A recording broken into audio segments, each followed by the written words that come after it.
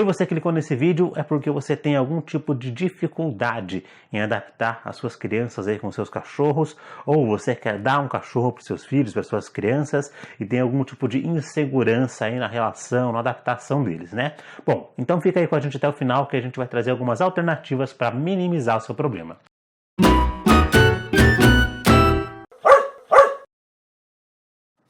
E aí, turminha, beleza? Estamos de volta aqui com os nossos conteúdos semanais e hoje com um tema que está aparecendo bastante pra gente recentemente, está tendo uma demanda bem grande, que é cachorros e crianças, né? Como que eu lido com essa relação? Como é que eu faço para ter uma boa convivência entre cachorros e crianças? De repente você deu aí um cachorro pro seu filho, para alguma criança da sua família e tá vendo alguma dificuldade entre eles, ou você vai comprar, vai doar, adotar um cachorro para alguma criança e tem de repente uma experiência negativa ou alguma coisa ali que te deixa um pouco inseguro. Então vamos falar um pouquinho sobre isso aqui. Importante deixar claro que as dicas deste vídeo em específico são para crianças ali a partir dos seus 4, 5, 6 anos mais ou menos, tá? Se você tem uma criança mais nova, um bebê recém-nascido, a gente pode preparar um outro vídeo para você, tá? Essas dicas aqui não são exatamente para um bebê recém-nascido e são mais direcionadas para a criança que já está ali numa interação mais direta com o cachorro. Caso você não tenha comprado ou adotado o cachorro e queira saber dicas de raças, a gente vai trazer algumas alternativas no final do vídeo para você, tá? Mas fica aí que você vai entender melhor por que a gente vai deixar lá pro final. Primeiro é importante você entender alguns pontos aqui antes da gente ir para as ações que você pode tomar, tá? O primeiro deles é que assim, o cachorro não é responsabilidade da criança, tá? Ele é sua responsabilidade. A criança, o cachorro e o bom convívio entre eles são de sua responsabilidade. Então é você que vai ter que tomar a frente, que tomar as ações no treinamento, beleza? Então, é importante que você esteja ciente que, mesmo muito bem treinado, muito bem adestrado, hora ou outra pode acontecer um empurrãozinho do cachorro, né? Um pulo do cachorro que vai derrubar a criança, ou de repente ele correndo pode esbarrar e derrubar, pode acontecer uma mordidinha ou um arranhão um pouco mais forte e a criança se assustar. Tudo isso faz parte e não é culpa do cachorro. Se o cachorro está fazendo, é porque ele entendeu que de alguma forma é uma brincadeira, tá bom? Então esteja ciente que, mesmo bem treinado, hora ou outra pode acontecer um empurrãozinho, um arranhãozinho, alguma coisa ali, igual acontece entre duas crianças. A criança mesmo muito bem educada, hora ou outra ela pode se estranhar com o coleguinha, dar um empurrãozinho, jogar o brinquedinho na cabeça, alguma coisa nesse sentido. Não é maldade, não foi de propósito, é simplesmente uma coisa de criança. Bom, então vamos lá para algumas ações que você pode tomar para melhorar esse convívio. A primeira delas, é uma das mais importantes que a gente passa para os nossos alunos, é crie um espaço para o cachorro, uma área zen, que a gente costuma falar para os nossos alunos, né? Como se fosse um quartinho do cachorro, onde o cachorro vai poder entrar, subir, se esconder, onde ele vai poder buscar um refúgio quando ele não quiser interagir com a criança ou com as crianças.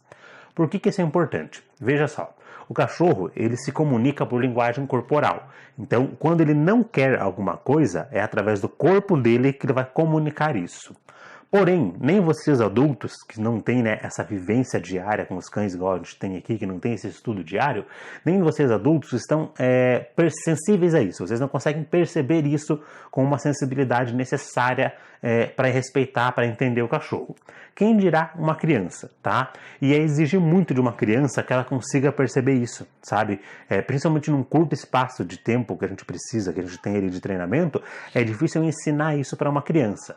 Então a gente cria essa áreazinha, a gente cria essa espécie de quartinho para o cachorro, para que ele possa entrar nessa área e ir até esse local quando ele não quiser interagir. E aí o que a gente precisa fazer é, de algum modo, ensinando através de alguma brincadeira, alguma coisa, ensinar para a criança que quando ele foi naquele quartinho, naquele espaço dele, ele não quer ser incomodado, tá? Então a gente pensa em alguma brincadeira, alguma coisa, alguma atividade interativa de repente para as crianças ali, sempre que o cachorro for naquela caminha, na casinha, naquele canto, não é para interagir com ele. Segundo ponto é você fazer a dessensibilização. Felipe, o que é dessensibilização? Basicamente é você acostumar o seu cachorro com coisas que a criança pode fazer. Beleza? E o que a criança pode fazer, Felipe? Vamos lá, o que normalmente uma criança faz com o cachorro por ela não ter muita noção das coisas, né? Ela pode dar um cutucão, puxão no pelo, puxão na orelha, no rabo, ela pode segurar o cachorrinho de mau jeito. Então, uma série de coisas que a gente pode adaptar o cachorro, acostumar o cachorro a sentir aquilo ali.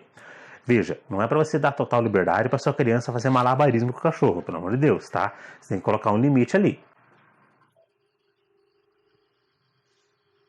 O vizinho está saindo para trabalhar só um pouquinho. Bom, voltando então, a ideia é que você não permita que sua criança, que o seu filho, que a sua filha faça tudo o que ela quiser com o cachorro, tá? A gente vai colocar alguns limites, algumas regrinhas ali, mas vai ter uma hora ou outra que você não vai estar monitorando ou que você vai estar próximo, vai passar ali abaixo do seu radar, tá? Então, como é que a gente pode fazer isso, né? Se você tiver um filhote, principalmente, isso é bem legal. Coloca o filhotinho deitadinho no chão com você, com algum brinquedinho, algum mordedorzinho, alguma coisa, e vai fazendo carinho por todo o corpinho dele, tá? Então pega, por exemplo, lá na ponta dos dedinhos e aperta bem de levezinho para ele se acostumar. Vai lá no rabinho dele, faz um carinho no rabo, bem devagarinho para se acostumar. Nas orelhas, você pega, vai mexendo nas orelhinhas, apertando bem de levinho também para ele se acostumar. Enfim, você vai manejar o cachorro. Você vai pegar ele no colo de certo jeito, vai pegar ele no colo de outro jeito. Você vai acostumando o cachorro a ser manejado de diversas formas, tá?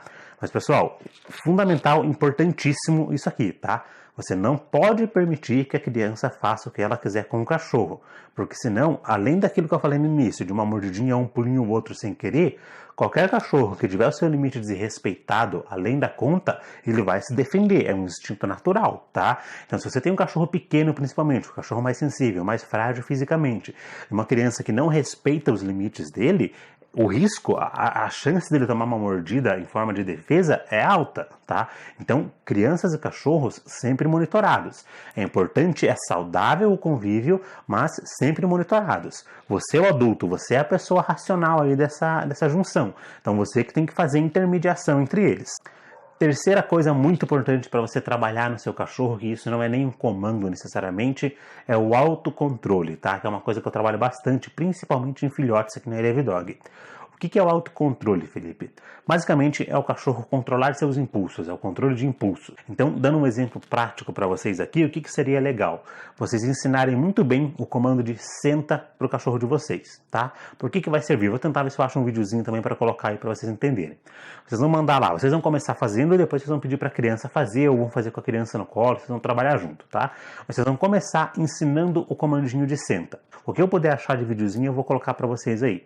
Então vocês vão começar ensinando o comandinho de senta. Depois que o cachorro aprender o comando de senta, vocês vão fazer ele sentar na posição e vão correr. Vocês vão ficar parados na frente do cachorro, mandar ele sentar. Vocês vão sair correndo do ponto A até o ponto B. A hora que vocês pararem no ponto B, se o cachorro parar e sentar, ele ganha um reforço. Se o cachorro parar e pular, vocês ignoram ele, tá? Eu vou ver se eu acho algum videozinho para ficar mais prático para vocês entenderem. Mas, em essência, é isso, tá? Saio do ponto A, correndo até o ponto B. Você que vai definir onde são esses pontos aí, tá? Saio do ponto A até o ponto B. Parei no ponto B, o cachorro sentou, eu reforço ele. Se durante o trajeto o cachorro pular em mim, ou a hora que eu parar ele pular em mim, eu paro e me afasto do cachorro por alguns segundos, tá? E vão repetindo isso até ele conseguir entender o padrão do comportamento. Outro ponto para se trabalhar dentro disso aí é as mordidinhas que o cachorro vai dar especificamente na mão de vocês aí ou nas pernas na hora que você estiver andando. Basicamente o que você tem que fazer, você já deve ter visto alguma dica nesse sentido, é sempre que for interagir com ele, ter algum tipo de brinquedo na mão, tá? Tem uma variação grande de brinquedos, de mordedor mais leve, mais duro, mais macio, mais durinho, e sempre que for interagir com ele, você ter esse brinquedinho na mão, tá? Eu vou deixar nos cards aqui em cima, não sei de que lado, um vídeo que a gente fez especificamente sobre mordidas de filhote, que pode te ajudar também.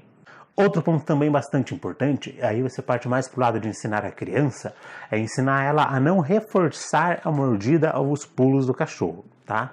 Pensa comigo, a criança tá lá correndo no jardim, brincando, gritando, correndo que nem uma doida, e aí o cachorro vai lá e pula nela. Quando o cachorro pula, ela grita, chora, faz um escândalo, tá? Na cabeça do cachorro, essa criança ela continuou a brincadeira, ela intensificou a brincadeira. Então, sempre que a criança grita, que ela faz algum movimento que eleve o comportamento dela ou do cachorro, ela vai estar intensificando o comportamento do cachorro, porque na cabeça do cachorro, ele entendeu que aquilo era uma brincadeira, era uma interação saudável, tá? Então, a gente tem que pensar ali em alguma estratégia, por exemplo, isso de correr e fazer o cachorro sentar, para a criança começar a desenvolver esse tipo de manejo com o cachorro e para o cachorro começar a entender o padrão de comportamento que ele tem que ter em relação às crianças. Então, não reforçar maus comportamentos é um ponto bem importante.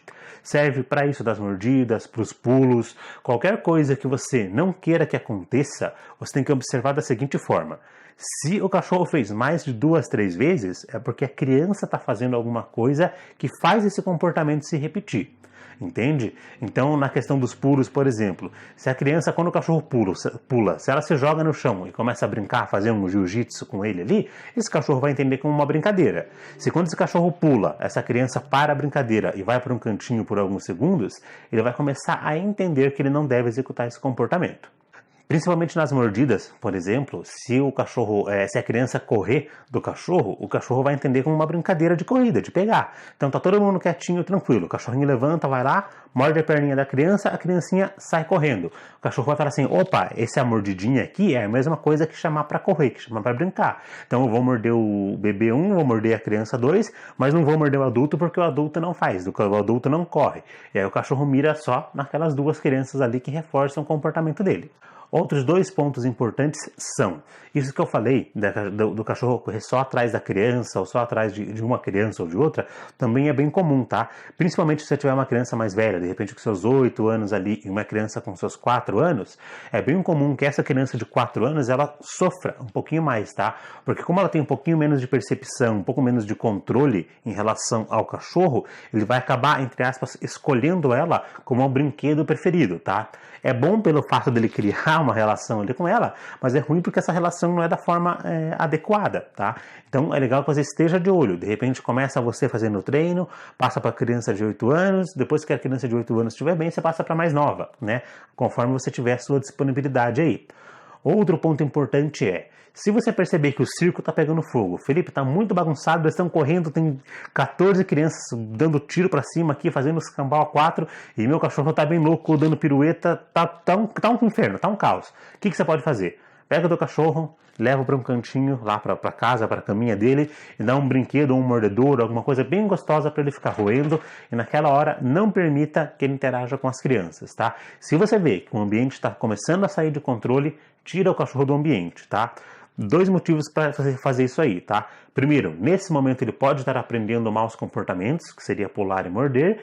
E segundo, nessa hora ele pode perder um pouquinho da paciência, um pouquinho da tolerância dele em relação às crianças, principalmente se tiver uma criança que não está tão habituada, tão acostumada, e começar a incomodar ele ali.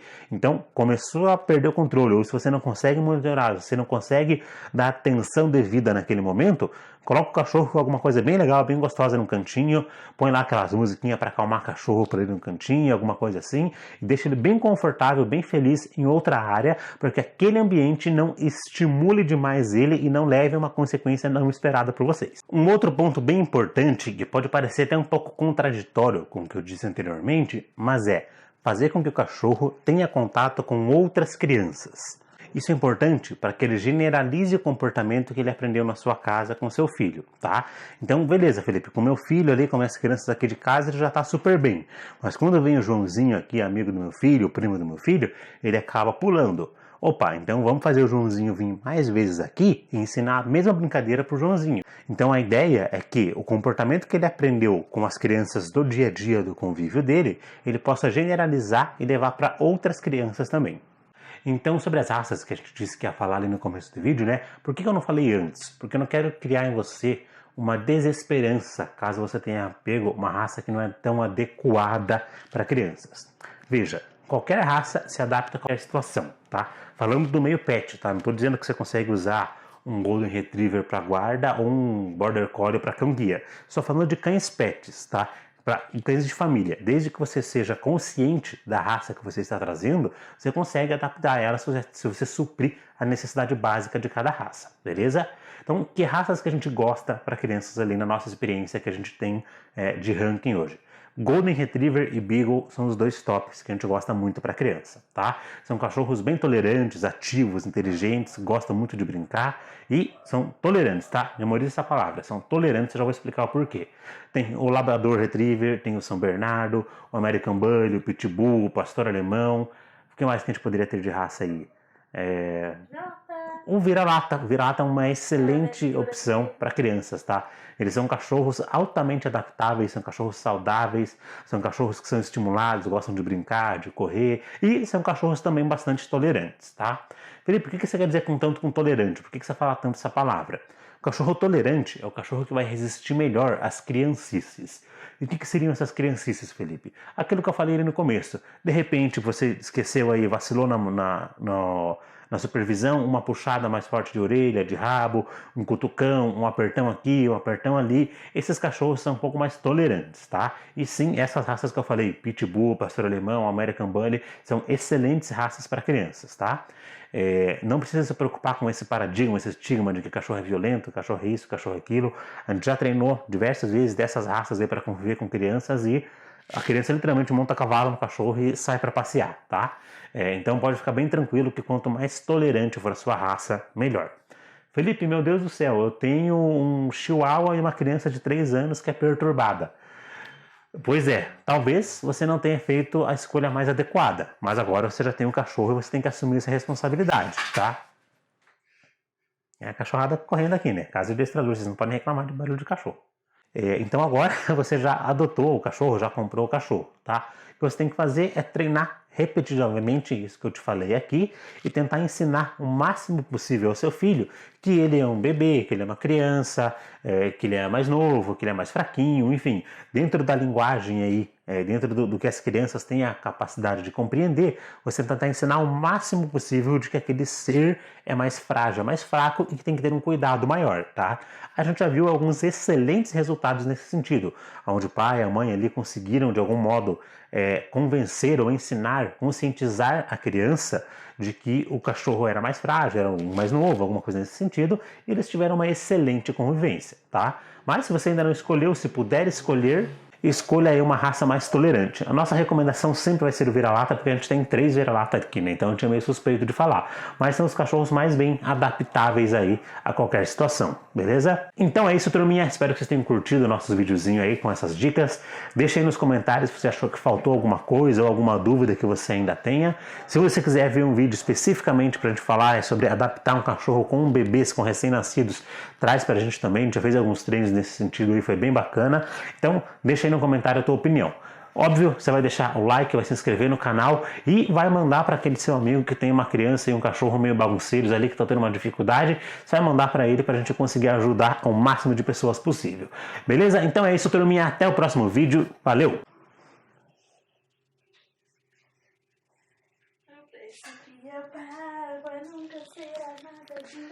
Será que o Amado Batista é amado de verdade? Tomara que o áudio tenha pego. Eu vou colocar isso na edição. A Mayara perguntou se o Amado Batista é amado de verdade. Por causa da música que Porque a Marília Mendonça não é. Nossa! Como eu queria que isso aqui fosse álcool.